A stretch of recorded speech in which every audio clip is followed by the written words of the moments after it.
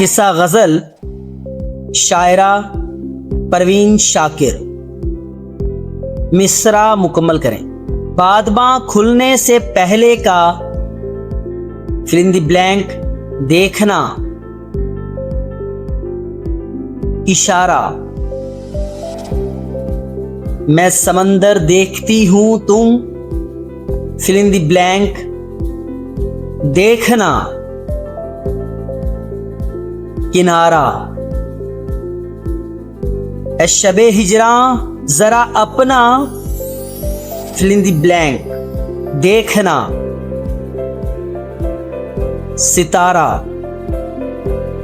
انہی لوگوں کو فل ان دی بلینک میں صف آرا دیکھنا مقابل. فل ان دی بلینک کی آنکھ کم نہ تھی میرے لیے آئینے ایک مشت خاک اور وہ بھی فل ان دی بلینک کی زد میں ہے. ہوا. لغت کے اعتبار سے بادباں کا درست مفہوم کیا ہے؟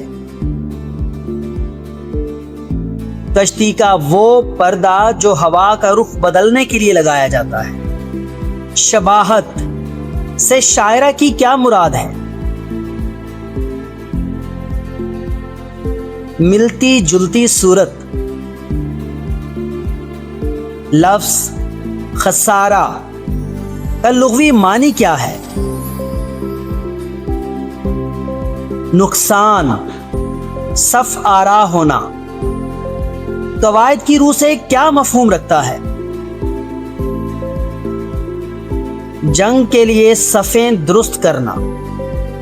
شاعرہ نے مشت خاک کا استعارہ کس کے لیے استعمال کیا ہے؟ انسان بے حقیقت چیز. جی کے زیاں سے غزل کے سیاق و سباق میں کیا مراد ہے؟